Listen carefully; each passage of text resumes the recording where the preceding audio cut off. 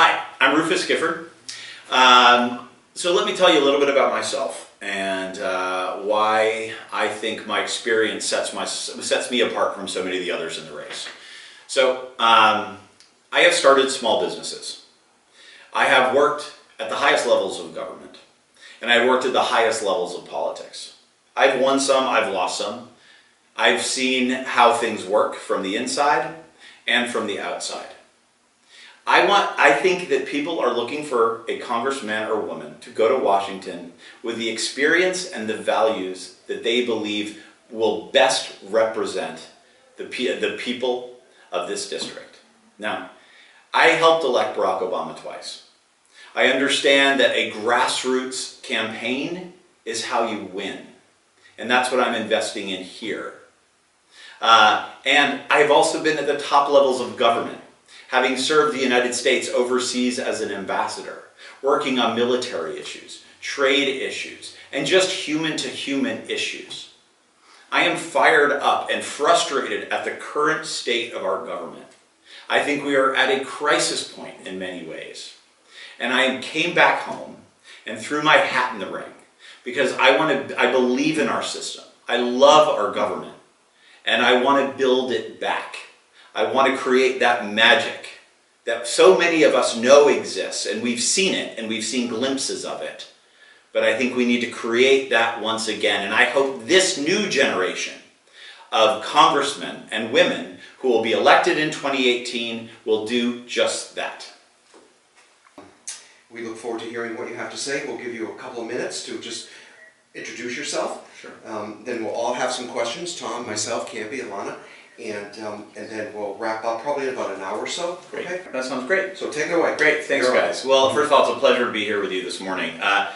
My name is Rufus Gifford. I am a resident of Concord, Massachusetts. I am a candidate for the Democratic nomination for Congress in Massachusetts' 3rd Congressional District. Most recently, I was the United States Ambassador to the Kingdom of Denmark. I worked for President Obama for the entirety of his first campaign and up until the very last day of his administration. So I worked for President Obama for 10 years. Something really remarkable happened to me on November 30th of 2012, shortly after we re-elected the president.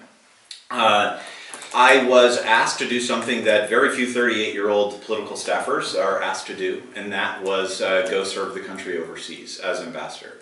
This was something unexpected. The president had wanted to diversify the diplomatic corps to a certain extent, which was to make, I know that sounds a little strange sitting here as a white guy, but I was 38, much younger than your typical ambassador, and gay at the time. There were only 2 openly gay ambassadors, and the president was interested in having a diplomatic corps that reflected the country at large. The work in Denmark was profound in so many ways, because not only did I have the privilege of serving, I think, the country we all love, and representing the people of the United States,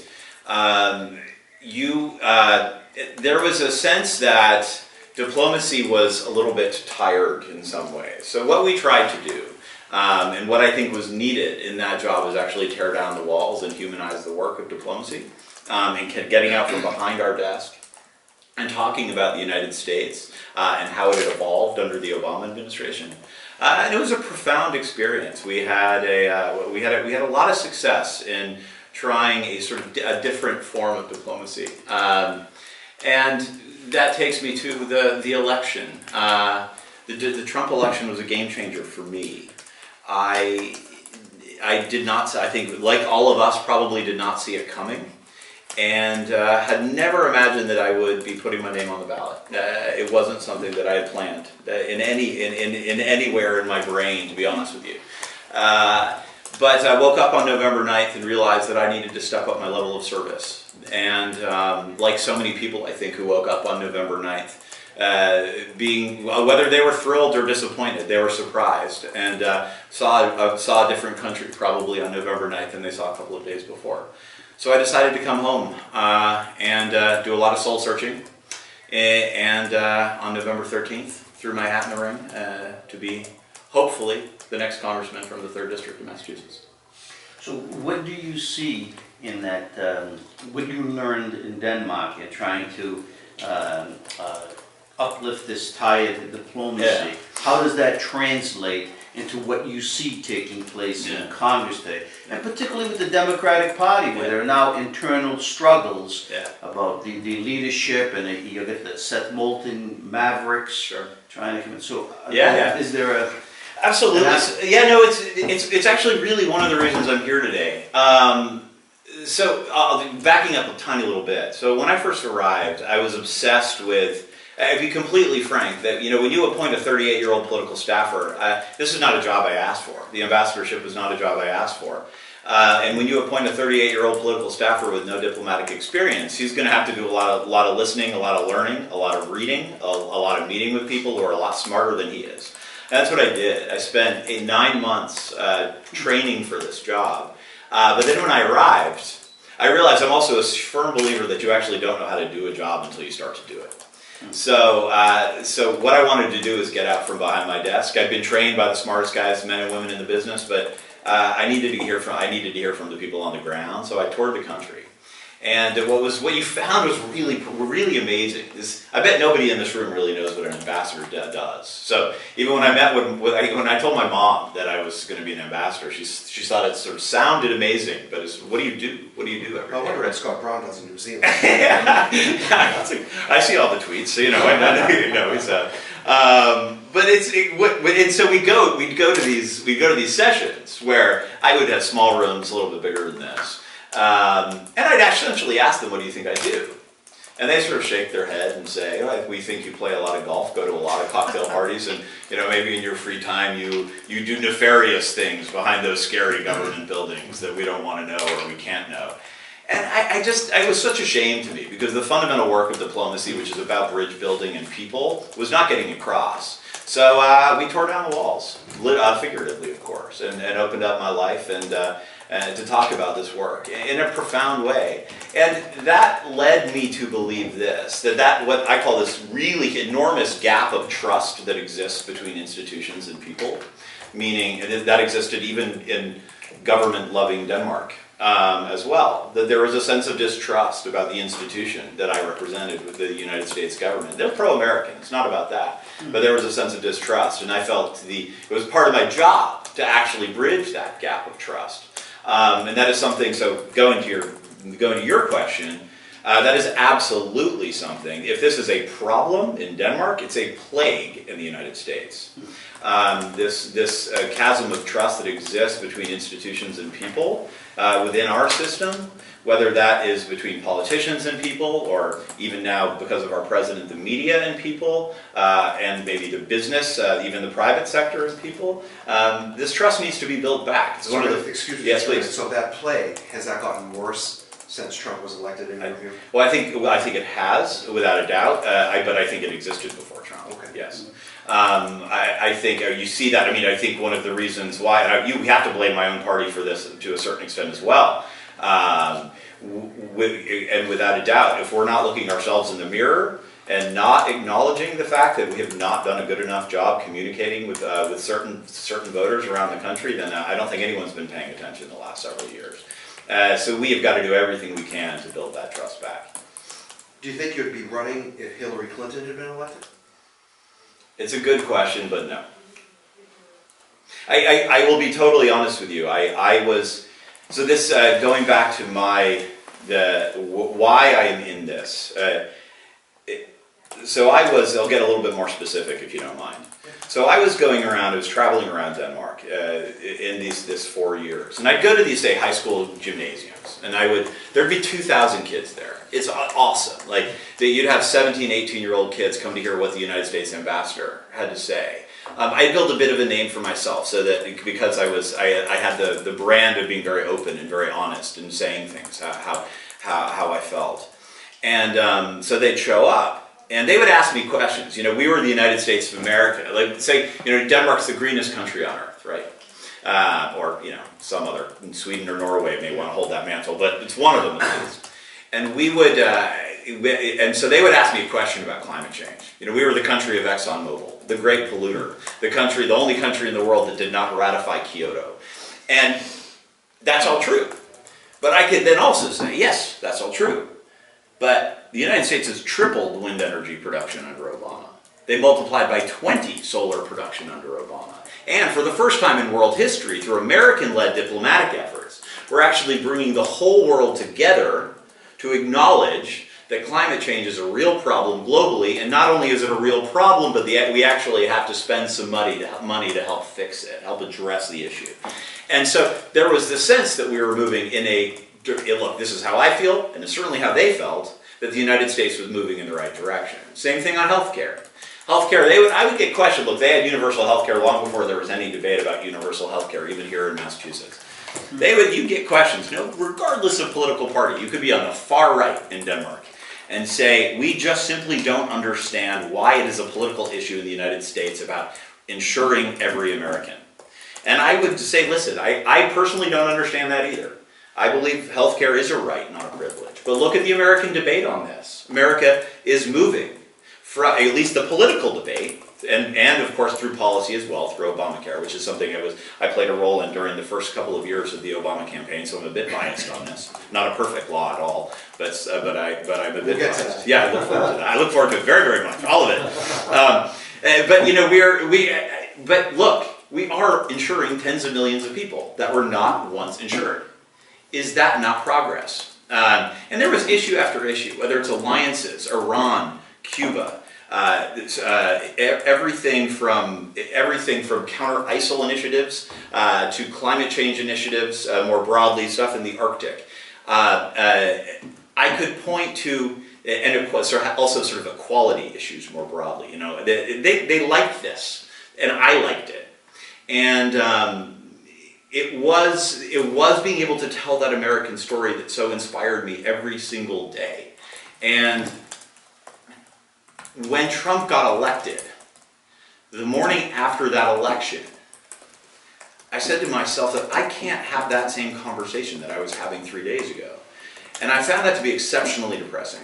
And so I felt like I had to step up my level of service. I felt like that I've been talking to kids for the entirety of my professional career and telling them that they need to do what they believe and follow their hearts and stand up for their values. And if I didn't do that, if I didn't come home and throw all of myself into what I believe is right, then I would be not walking the walk. Okay. I'm going to interrupt you there. You have some questions before you. I know. And if you want me to answer short, I could talk for hours. I don't know how the system of government works in general, but ours is based on compromise. We do have two opposing parties. They don't have to be adversarial all the time, but it seems like lately they have become. But I think across the country we can see that people want to return to negotiation.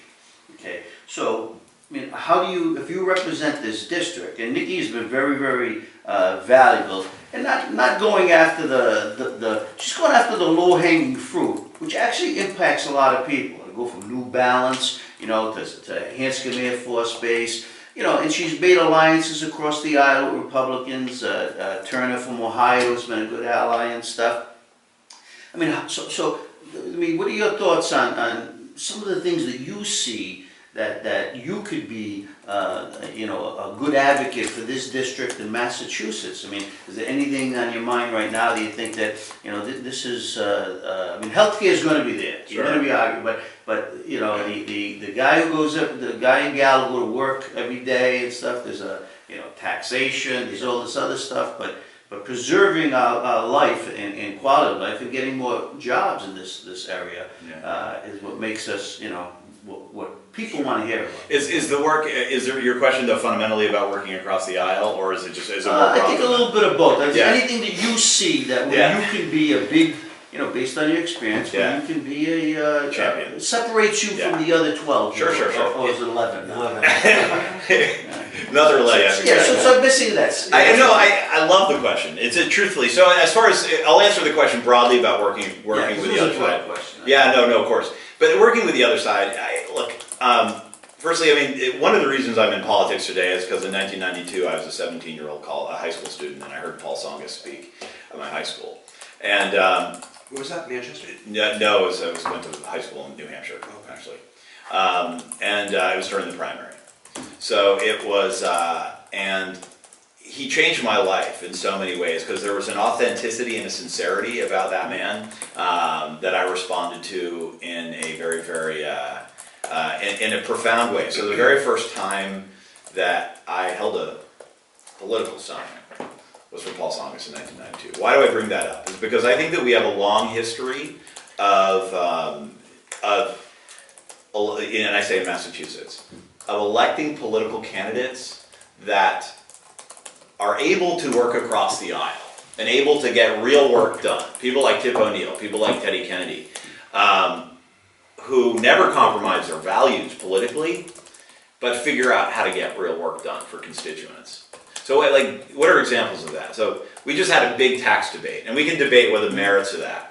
And we can debate the policy merits of that, whether that's a good or a bad thing. I happen to think it's a terrible thing. But I bet every single person in this room can agree that the politics of this is not constructive for society. Meaning that we jammed through a Republican-only bill with only Republican votes. And I'm sure Republicans could say, well, you did that on health care. That's fine. That's a fine debate to have. It's a bad way to govern.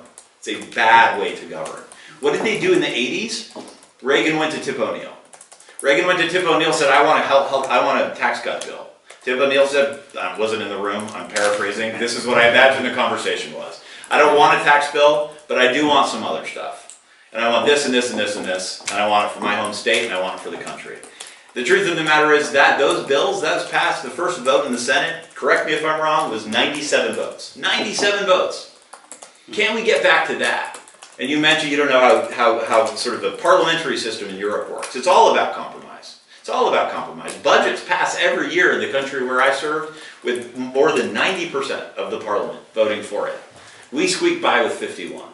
And it's just a shame. We have got to figure out how to give and take a little bit. How do you do that, though? Because every candidate... I do want to get back to the policy issues, though. But we can do that. We can continue this. Okay, very good. Yeah. I have lots that I want to talk about for the district. Lots and lots.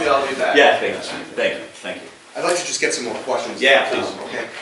Every candidate who has preceded you has said that, but everyone's been short on details. You know, it's great to hear the theory. Yeah. So what specifically would you do to make legislation more bipartisan? Sure. Well, first of all, isn't it about leadership more than anything, I think?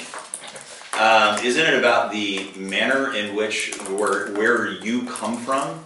I mean, I bet everybody who sits in this room tells you that they'll be able to work with the president on infrastructure. It's true, right? I mean, infrastructure is a kind of, should be bipartisan in every way. But it's not just that. There should be little things that we can carve out. I mean, I think about green jobs. I think about green jobs almost every single day. And I'll tell this story, and it's it's connected to what Campy just asked me. It was what I see for this district as far as sort of economic resurgence. Green jobs should be on the agenda in a nonpartisan way. Why? Look, I hosted 2 delegations. When I was ambassador, I hosted 2 delegations from the State House. The first one was led by Lowell, and a series of state senators and reps. Even one from Lowell. Then I hosted one the following year.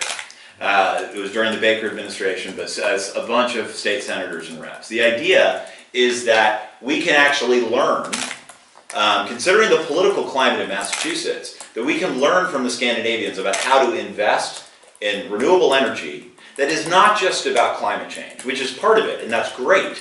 It's actually about green jobs. So what happened after that is we brought a series of 60 or 70 companies to Boston in the fall of 16.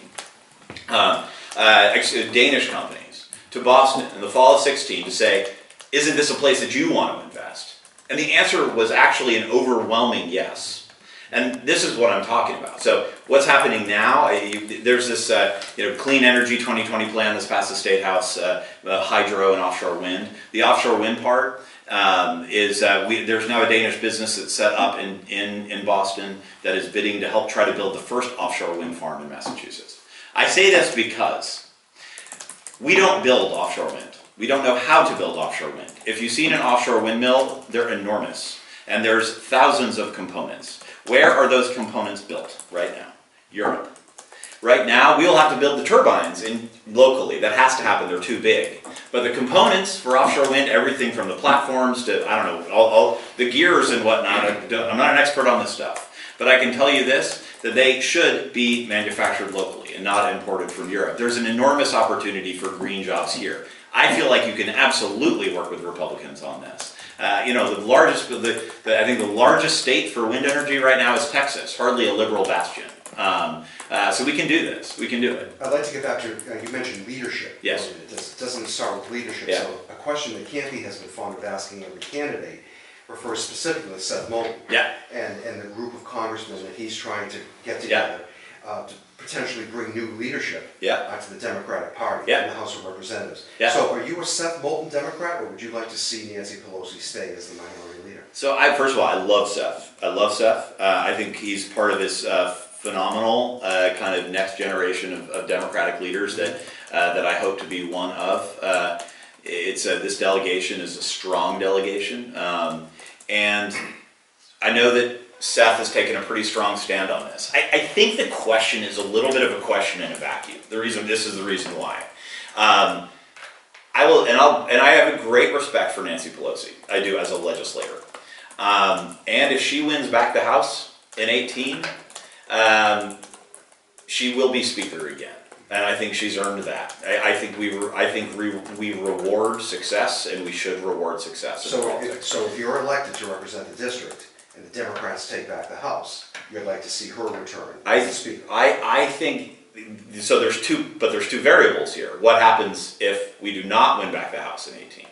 So I believe that the leader of the House Democrats, who is responsible for having the Democrats take back the House, should probably stay in control. Yes, I think that is conventional political wisdom, and I think that there's lots of people who would agree with me on that. I think, in fact, it would be almost impossible to find it would be very difficult to find a challenger at that point.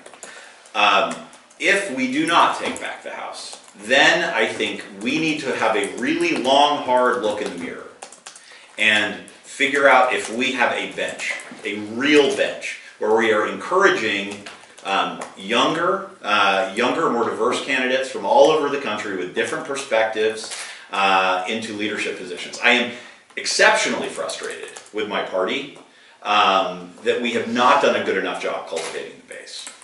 Cultivating the bench, You're going to not the set base. a follow-up question, Yeah. right? So I think the district.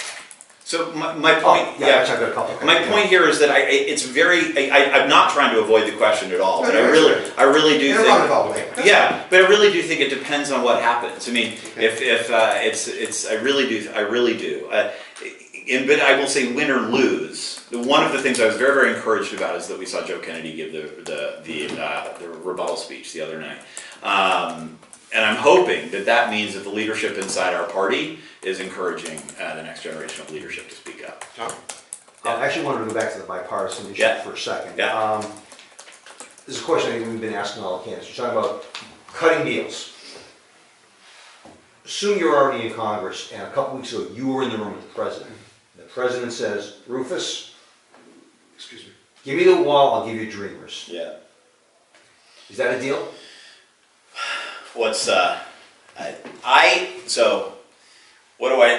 I can't imagine it would be a deal for me.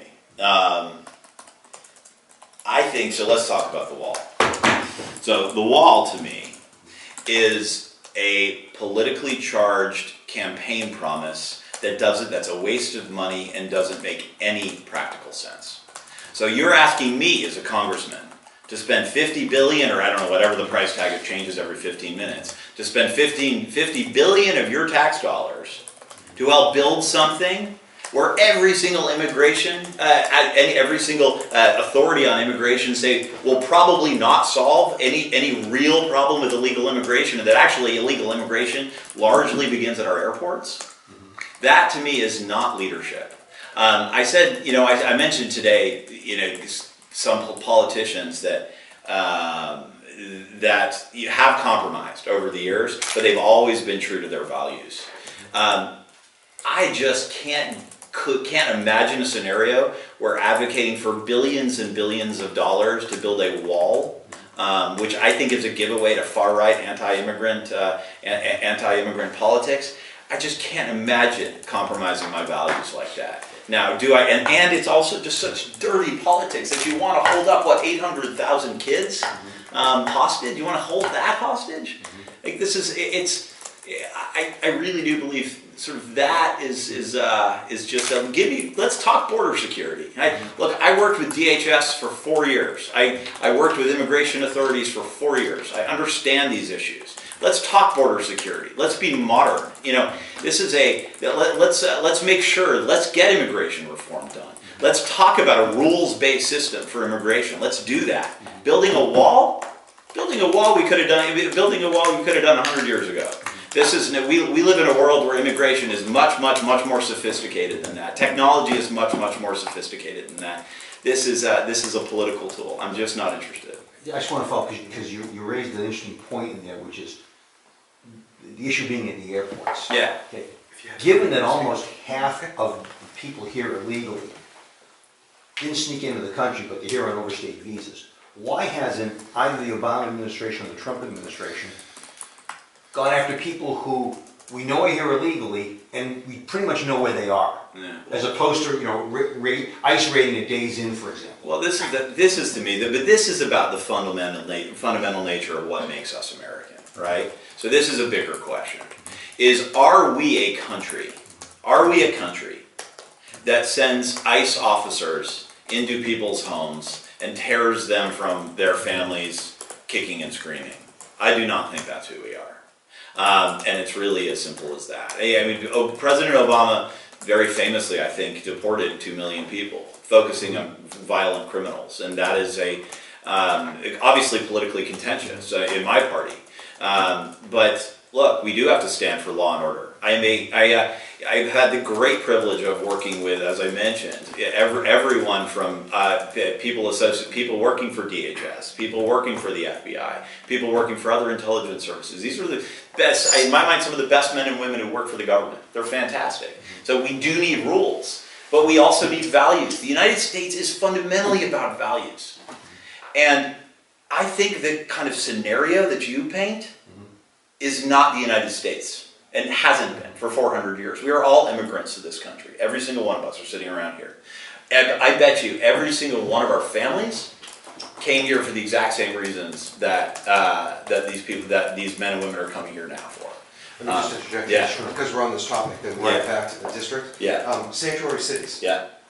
What's your view on sanctuary cities, and should they be allowed, or should they be applauded, or should the federal government, what's your view of the federal government cutting off federal aid to so-called sanctuary cities? Right. So listen, I am a huge fan of mayors. I think mayors are some of the most effective leaders in the country. Why? Is because they understand, working with the police chief, and of course, I'm generalizing massively, but working with the police chief, working with the local civil service organizations, working with the members of the community, there is no one who knows their cities and towns better than local mayors. And I am astonished at the concept that a Republican presidency, that a Republican would actually essentially advocate sending in federal agents and overriding the authority of local government. I think that's very un-Republican, to be honest with you. And more important than it being un-Republican, I think it's un-American. I do. I think, look, you've got to listen to people on the ground. They're the most important people. That no one understands their community. There is no one in this White House understands what's happening in Lawrence better than the people who live there and work there. And it's and I think it's astonishingly sad to see the idea, to see them overreach in this way. Look, laws have to be abided. We know that. We do. And I think everyone would say that these, and if the mayors are not abiding by the law, we got to deal with it, of course, right? But I just, again, I go back to thinking and always knowing that I trust mayors to understand this issue better than the feds. I want to get back to the district for a minute. Your roots in the North Shore, and it sounds like you admire the hell out of Seth Moulton. So challenging him doesn't sound like it would have been an option for you. But we had one of the other candidates came in, who has roots in the 3rd District, and has delineated as, for me, this is a calling, for a lot of other people, it's opportunity. Okay? Do you view this as just an opportunity moving into the district and running? Look, this is for every single person in this race. I mean, let's call it for what it is. This is an open seat in Massachusetts. So I don't care what any one of us says. That is what it is. This is the fundamental question for me is about what I wanted to do. And you asked me the question, would I be running for this office if Hillary Clinton won? And I believe the answer is no. I am in this because I believe we are at a crisis point in American history, American political history, and we need more and more people to step up and put their name on the ballot, put their name out there, and help try to serve the communities as best as they possibly can. This is in every way coming home to me, every way. And I have to go around and I need to convince, and I need to talk to as many people as possible. I might have to work harder than some of the other candidates whose names have been on the ballot in this, who have been politicians for a long time and have had their names on ballots before. I know I'm going to have to work harder than them. We had a dozen kids, a dozen amazing volunteers in our headquarters on Merrimack Street last night, making 7,500 phone calls into this district, 7 months before our primary.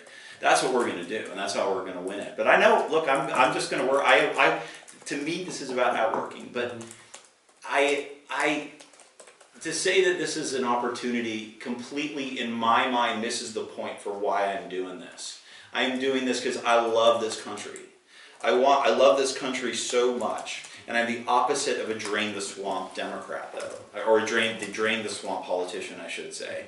I want this God-willing blue wave to be full of politicians going to Washington who love the system, who believe in the system, see it as wounded and troubled, but want to build it back up in an inspired way, not tear it down. We don't need to tear this down. I carry a copy of the Constitution in my, and this is true, in my bag. I can show it to you right now. This is something I love.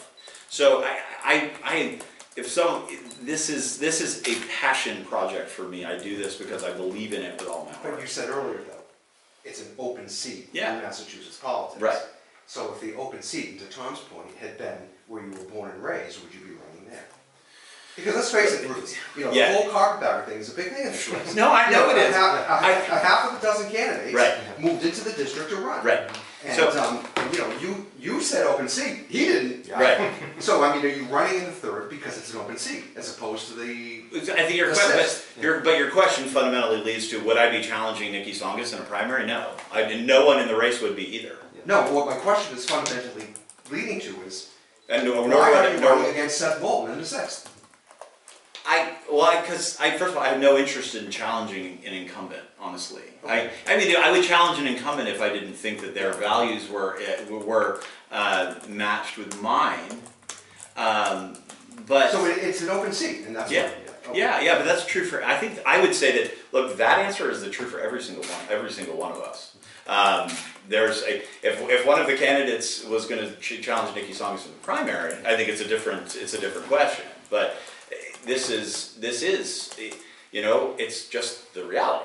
What's your status in Concord? Have you bought in Concord, or are you renting in Concord? I rent in Concord. Okay, and what's your intention after the election? Are you going to stay in Concord, or would you go back to the 6th? I grew up there. And I'm not picking on you. No. But I can guarantee you. No. I guarantee you. Look, this is the thing. So if I am lucky enough to earn the highest number of votes on September 4th and then again in November. Just say you're lucky enough to win. Whatever. Yeah, good enough. Fair enough. Good enough to win. I can guarantee you that I am not going anywhere. And even if I am not lucky enough to win, I can't imagine that I will go anywhere. Of course, I'll have to redefine my life, and we'll figure out what's next for me. So the last 10 years, I've moved 9 times. So to establish residency is a difficult thing for me. Concord is the first place I lived after Denmark. So it's not that it's just truth. So, You mentioned earlier that, changing gears here now, that the tax plan I think you described as terrible. Could you elaborate on that a little bit, then we'd like to just hit you on a few issues. yeah, please. Policy-wise, can we talk politically or policy? Both. Okay. Politically, I think it's terrible because of this. Because I think we need to figure out how, if we're going to do something as fundamentally important as rewriting our tax code, and I believe that we need to. I actually believe tax reform is important for two reasons. I think we have a president who has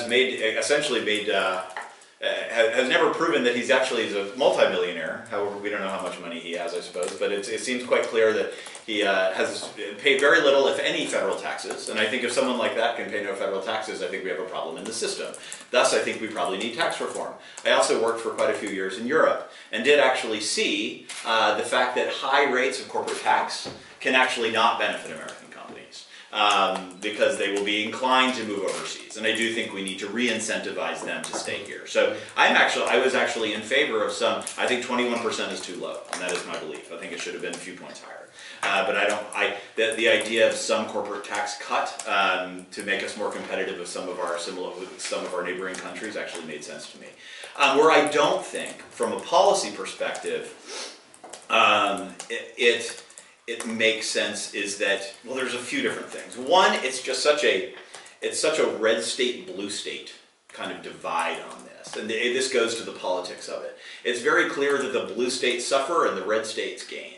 And is that the kind of tax policy that you want as an American? No, it just serves to divide us further. And it just was so clearly cynical on the part of congressional Republicans that they knew that they didn't need to get our congressional delegation to vote for this. So they would punish a state like Massachusetts. They would punish a state like California, or New York, or New Jersey, or Illinois, because they didn't need our votes. And that is cynical politics. I don't want you to think that this next question, that you think I think the tax plan was a good idea. No. But it seems that almost every morning now, there's another company coming out saying that we've increased the dividend, or we're giving employees small raises. Yeah. I mean, it does seem, and back this, but it does seem that it's had a positive impact, no? Well, I think we'll see. The truth is, first of all, we're not going to see the full impact of this for years, probably. And look, but there does seem to be a steady drip of company after company that says, hey, we're doing these good things for our employees, and that's the tax plan. And I think that is great news. And that goes to, but that's, just so we're clear, what you're talking about is a reduction in the corporate rate, which I said I would support as well. So I don't think that's necessarily politically contentious, even the part of my party. Where you get much more, where I find real policy problems with a tax bill have to do with, say, look, Donald Trump ran on fighting carried interest, on removing carried interest for, say, hedge fund managers, and it's not even in the tax bill. Why? Because hedge fund lobbyists got to the congressional Republicans, and that is so. Look, I'm thrilled that people are getting bonuses. I am. Why wouldn't we be? I think there's nothing worse than, for a Democrat, when every single year, every single month, when jobs are created, which they continue to be, for Democrats should be celebrating every single time. We should be. Now, 2017 was the worst year for job creation since 2010, so I am worried about it, but we should still be celebrating it when people get more money in their paychecks. But this could have been so much better. And let's talk about the larger political issue associated with that. Conventional wisdom might tell you that in 4 years, there's going to be a Dem House, a Dem Senate, and a Dem President. I would say odds are higher than 50-50, at least if polling holds, right? What's going to happen to that tax bill in 2021? We're going to move far to the left, right? Is that governing? I don't think that's governing. I think we could come up with a tax bill. Barack Obama wanted to get a tax bill done. Never could happen, unfortunately. But we can do this, and that's what I think we can absolutely get this stuff done. We need to be aspirational in the way we think about, and not politically cynical. It's so frustrating, and it is absolutely the kind of congressman I want to be. Yeah, please. You mentioned healthcare a while back. Yeah. What's the solution? Yeah. The reasonable solution. Chris had a suggestion. Chris is asking on the no, that's great. Yeah. So healthcare is one of those. I believe this. So look, I was I was living and working in Denmark when Bernie, during the 2016 campaign, 2016 primary, talked about Denmark a whole lot. With the idea of emulating a Danish-style healthcare system in the United States. Now, that, and he's now proposed some sort of single-payer type system. I am in favor, and I will be supportive of a single-payer type healthcare system. This is what I say on this, though. It does have to be kind of the idea that at this point in American history, that we could get a single-payer type system done on the federal level is not. It's not viable to me, but it should be an aspirational goal for me. Now, what does that mean practically? Is that actually I think you have to start in a place like Massachusetts. Is that you need to start on a state level, a state where there's probably political will and sort of the expertise to get it done. We've done it before, of course. Romney Care was a precursor to Obamacare, love it or hate it. And I think we can get it done in a state like Massachusetts and lead from there. I think one of the reasons why I think the concept that a Scandinavian-style healthcare system is unrealistic in the United States is we don't fundamentally trust the government to do this work, and they pay a much higher rate of tax, and we have to get our hay. If we're ever going to get there, it's a very different time. So I don't know what the end game is for single payer. I can tell you I will advocate for it. I will absolutely advocate for it, but I think we got to start small and go big. I think that's the responsible way to do it. Got a follow up there, Tom? You talking about something Medicare for all, or? Yeah. Or how's that going? The actual solution here, I mean, so this is from a sort of value standpoint, the goal is to have universal healthcare, affordable healthcare for all Americans, so that we don't have some sort of class divide when it comes to healthcare. Listen, I understand you. I grew up with the privilege of having the ability to go to some of the best doctors in the world, and it is a tragedy in our country that more and more people. I live in a state where there's some of the best healthcare institutions, in a city with some of the best healthcare institutions. We need to make that available to all Americans as best as we can. It's never going to be perfect, but we need to do a better job. So separate from going to see your doctor piece, Yeah. how do you get drug costs under control? We're trying to solve those problems. No, I love it. Just like I wish. Listen, Yeah. I've asked because I do not. I will be totally honest with you that I don't know the answer, and I've asked a lot of healthcare experts the answer to that question. I've sat with a lot of pharmaceutical companies. Again, in my previous job, not to go back to that all the time, but I represented a ton of pharmaceutical companies, both Americans who manufactured, both American companies that manufactured in Denmark, as well as Danish companies that had huge business in the United States. It was my job to sort of oversee both pieces of that. And I asked them all the time, why the hell are your drug prices so much higher in the United States than they are here? And the answers never made any sense to me as a normal consumer. And I do not know the answer to it. I really don't. There are a lot of people who will tell you that a single-payer tax system would regulate cost and bring costs down. That when you privatize healthcare, a competitive market is driving prices up with a profit-driven system. I wish I could give you a good answer, but this is the thing. This is the thing on this, and I think what we need, honestly, is to get the best. This is the thing. As my party, if we're going to put together sort of what I view should be a whole bunch of kind of Manhattan projects for healthcare, education, green jobs, immigration, inspiring, hopeful messages that we're not just the anti-Trump, bash-Trump party. We got to present a vision that is tangible and exciting. And interesting to people and connects with people. We need to surround ourselves with the smartest people in the business that can actually come up with a solution that's not just a microcosm, meaning, a big picture. How are we going to pay for it? How are we going to do it? All the rest of it. A couple more questions, so we're going to wrap up. Okay, Yeah. Alana, you have a question concerning campaign finance? You know, my colleague who has been primarily covering this race has spent a lot of time poring over FEC filings. Like today. Yeah, spending all night. I'm sure we did him a favor because we launched ours at like 11 p.m. And he had actually, he had a very specific question that he was hoping to have answered. Yeah. There was a donation from a John Rufus Gifford. Yeah. Would that be yourself or? I say like someone, David Bernstein or something, went after me on that this morning. I mean, in a funny way. I say We asked Dallas last week about the 230,000 he gave us. Yeah, but that's totally different. I mean, this contribution is a legal FEC contribution. That alone, like Barbara gave or Dan gave or Beej gave, those are different. This is just a random contribution that an individual citizen gives to a campaign. And I'm saying this, it's like, if I'm not willing to max out to my own campaign, how the hell can I ask other people to do it? As far as I'm concerned, it's Beej just said that last week. no, but he gave a lot more than the legal limit. Right. I gave only what other people can give. So that's all my individual contribution is. You all set? Yeah. All right, Tom. One last question, Rufus, then we'll get you hooked up with Chris Tierney. Sure. Campy mentioned earlier some things that Nikki has been able to accomplish in Congress, and I've always been a big fan of hers and her husband's.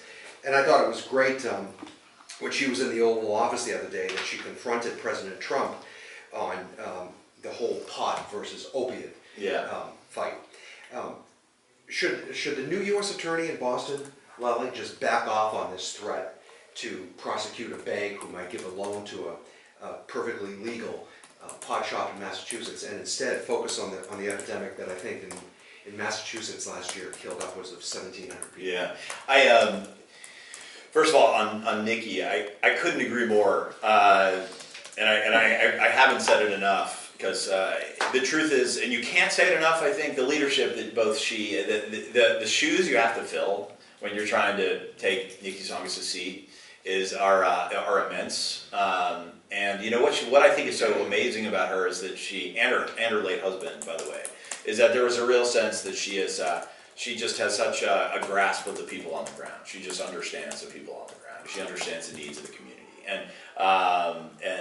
so it's a daunting task to try to fill those shoes. So I have nothing but wonderful things to say about Nikki. As far as what you're saying is concerned, so there's two issues: opioids and pot.